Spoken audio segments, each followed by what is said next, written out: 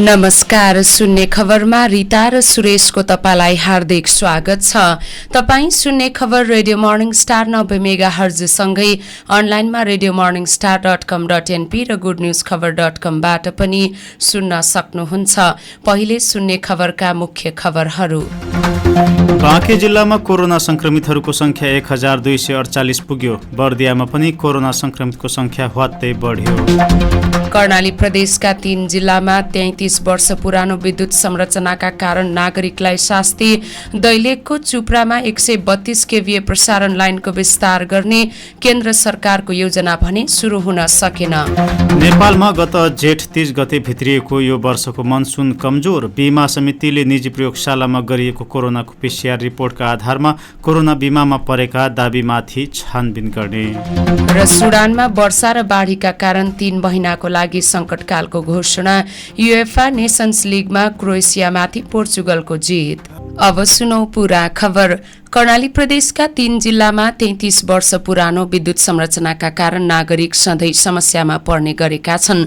विद्युत अनियमित हुँदा प्रदेशको राजधानी सुर्खेत, दैलेख र जाजरकोटमा एउटै फिडर प्रयोग गरिएको छ। कुनै एक स्थानमा बत्ती गएपछि सबै स्थान अन्धकार हुनाले उपभोक्ताले समस्या भोग्नु परेको छ। विद्युत लाइन विस्तार गरिएको कतिपय स्थानमा पुराना र जीर्ण खम्बा भएकाले सामान्य हुरी आउँदा वा रुखका हाँगाले छुँदा पनि विद्युत सेवा बन्द हुने गरेको छ। बर्दिया राष्ट्रिय निकुञ्ज क्षेत्र हुँदै सुर्खेत जोडिएको प्रसारण लाइनमा रुखका साना हाँगा बिङ्गाले खम्बामा बारम्बार क्षति पुग्ने गरेको नेपाल विद्युत प्राधिकरण वितरण केन्द्र सुर्खेतका प्रमुख टङ्कराज गिरीले जानकारी दिनुभयो। मर्मत गर्न पनि निकुञ्जको अनुमति लिनुपर्ने बाध्यताका कारण धेरैजसो मर्मतमा ढिलाइ हुने गरेको गिरीको गुनासो छ।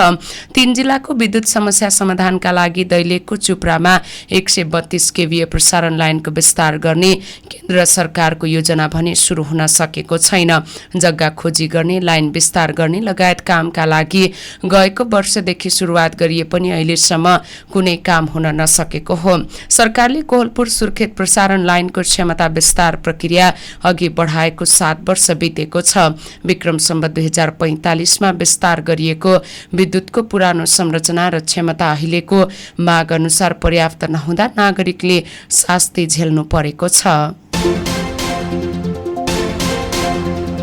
बाँके जिल्लामा कोरोना संक्रमितहरूको संख्या 1248 जना पुगेको छ।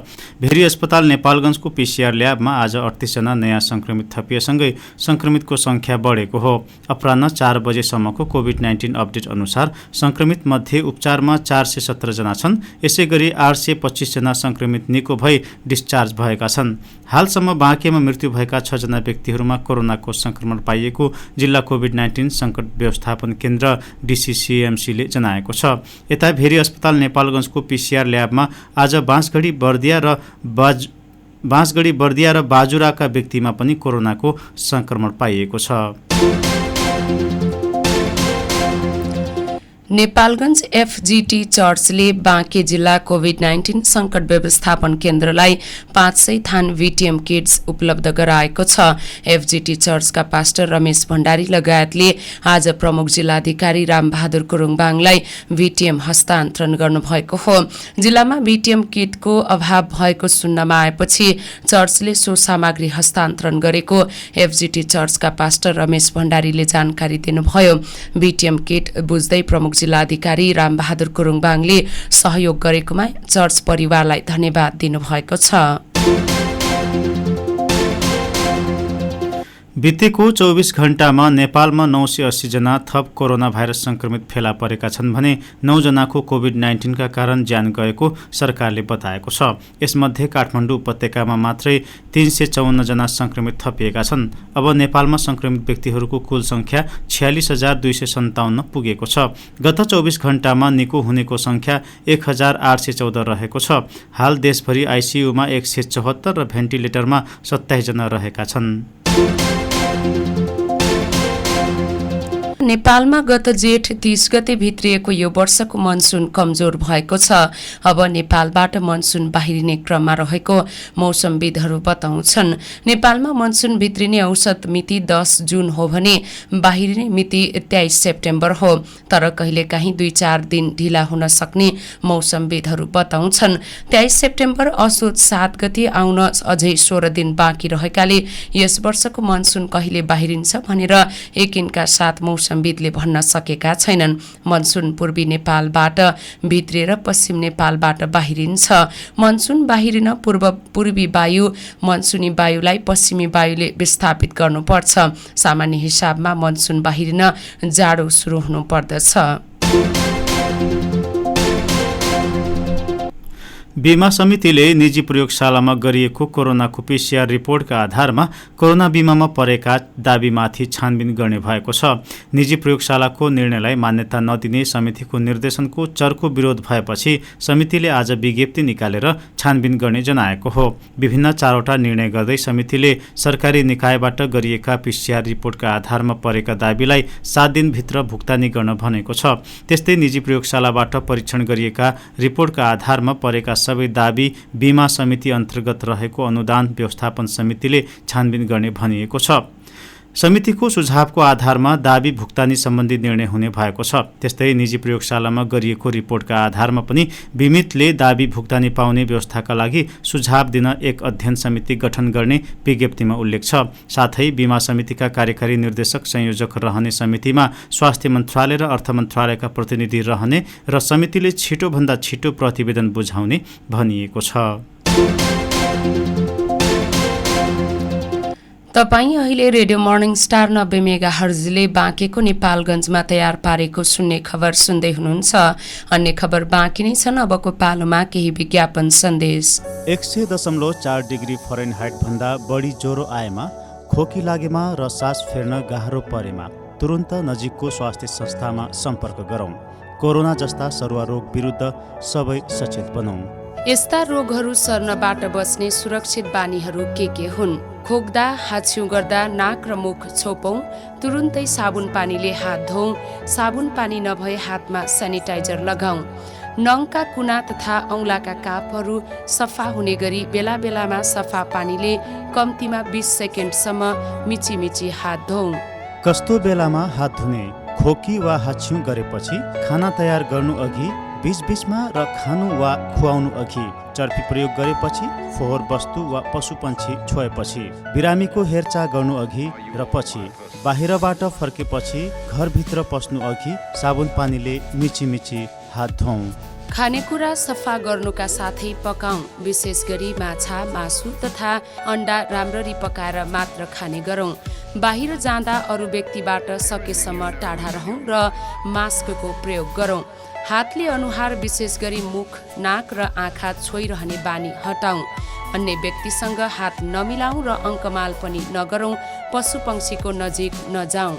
यी सुरक्षित बानी अपनाइरहँदा पनि 100.4 डिग्री फरेनहाइट भन्दा बढी ज्वरो आएमा, खोकी लागेमा वा सास फेर्न गाह्रो परेमा तुरुन्त नजिकको स्वास्थ्य संस्थामा सम्पर्क गरौँ। कोरोना जस्ता सरुवा रोग विरुद्ध सबै सचेत बनौँ। नेपालगञ्ज उपमहानगरपालिका र SNV नेपाल बाँकेद्वारा जारी सन्देश। तपाईँ सुन्दै हुनुहुन्छ radio morning star FM 90 megahertz, your best radio station. विज्ञापन सन्देशपछि सुन्ने खबरमा फेरि स्वागत छ। अब थप खबर।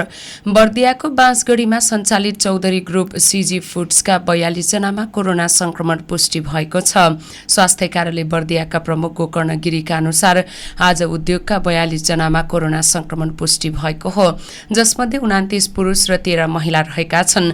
भेरी अस्पताल नेपालगञ्जको कोरोना प्रयोगशालामा गरिएको PCR परीक्षणमा संक्रमण पुष्टि भएकाहरू उद्योगको चाउचाउ कारखानामा कार्यरत मजदुरहरू हुन्, जसमध्ये 34 जना बाँसगढीका र 4 जना बढिया तालका गरी 38 जना बर्दियाका हुन् भने अन्य 4 जना विभिन्न जिल्लाका व्यक्तिहरू भएको स्वास्थ्य कार्यालयले जनाएको छ। यो सँगै बर्दियामा कुल संक्रमितको संख्या 407 पुगेको छ। सरकारले अन्तर्राष्ट्रिय वायु सेवा सञ्चालनका लागि 80% विदेशी लगानी भित्र्याउन सक्ने व्यवस्था गरेको छ। हवाई क्षेत्रमा अन्तर्राष्ट्रिय क्षेत्रको साझेदारीका लागि 80% विदेशी लगानी भित्र्याउन सक्ने व्यवस्था गरेको हो। तर नेपाली लगानीकर्ताहरूले अन्तर्राष्ट्रिय वायु सेवा सञ्चालनका लागि आवश्यकता अनुसार कुल लगानीको 80% नबढ्ने गरी लगानी भित्र्याउन सक्ने व्यवस्था गरिएको छ। यसैगरी आन्तरिक वायु सेवाका लागि 49% विदेशी लगानी भित्र्याउन सकिनेछ। अब फेरि एउटा जानकारी। हाम्रो समाचार कार्यक्रम वा कुनै पनि समस्या सूचना जानकारी प्रश्न विज्ञापन भए तपाईले हामीलाई 081 526 995 081 520 152 मा फोन गर्न अथवा इमेल ठेगाना radioms90@gmail.com मा पठाउन सक्नुहुन्छ। यसैगरी हाम्रो सामाजिक सञ्जाल फेसबुक www.facebook.com/morningstar90 सर्च गरी मेसेज पठाउन सक्नुहुन्छ।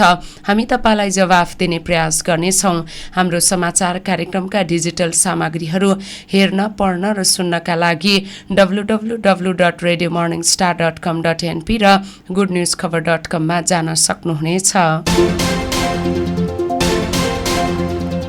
फेरि खबरकै सिलसिला। चरम अभावको समयमा समेत मल नल्याएको भन्दै कृषि मन्त्रालयले 2 मल ठेकेदार कम्पनी विरुद्ध कानुनी कारबाहीको तयारी गरेको छ। कृषि सामग्री कम्पनी लिमिटेडले सो कम्पनीहरूका कागजात अध्ययन गरिरहेको भन्दै यी कम्पनी विरुद्ध आवश्यक कानुनी कारबाहीको तयारी गरिरहेको जनाएको हो।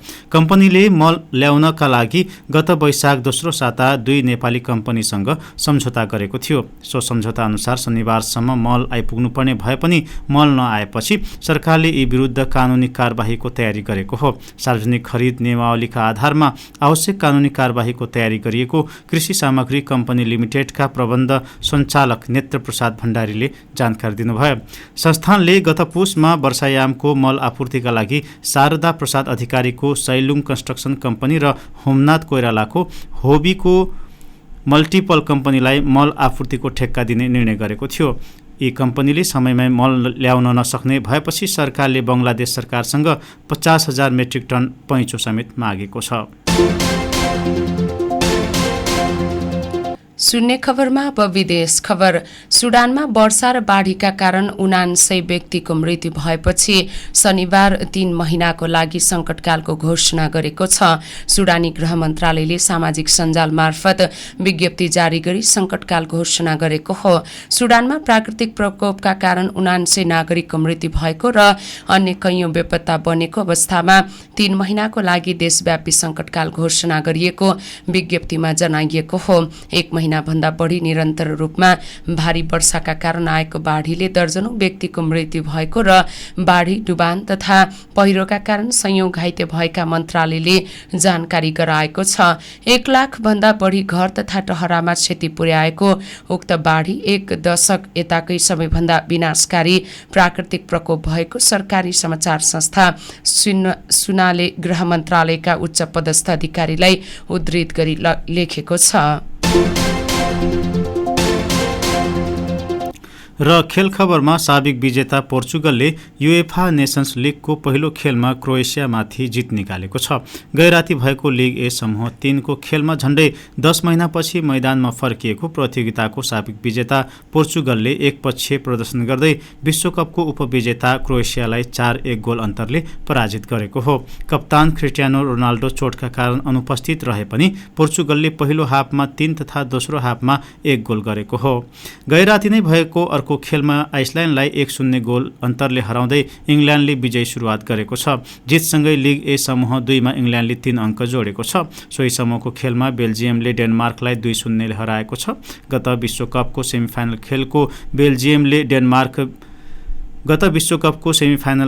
बेल्जियमले डेनमार्क विरुद्ध सहज जित निकालेको हो। यसै गरी गैराती नै भएका अन्य खेलहरूमा लिग सी समूह 2 मा नर्थ म्यासेडोनियाले अर्मेनियालाई 2-1 गोलले पराजित गर्दा सोही समूहको अर्को खेलमा जर्जियाले इस्टोनियालाई 1-0 ले हराएको छ। लिग डी समूह 2 को खेलमा जिब्राल्टारले सान मारिनोलाई 1-0 ले हराएको छ। सी समूह 1 अन्तर्गत भएको खेलमा लक्जेमबर्गले अजरबैजानलाई 2-1 गोलले पराजित गर्दा सोहीसम्मको अर्को खेलमा मोन्टेनेग्रोले साइप्रसलाई 2-0 गोलले पराजित गरेको छ। यसै खबरसँगै हामी शून्य खबरको अन्त्यमा आइपुगेका छौं। बिदा हुनु अघि फेरि शून्य खबरका मुख्य खबरहरू। बाँके जिल्लामा कोरोना संक्रमितहरूको संख्या 1248 पुग्यो। बर्दियामा पनि कोरोना संक्रमितको संख्या हवात्तै बढ्यो।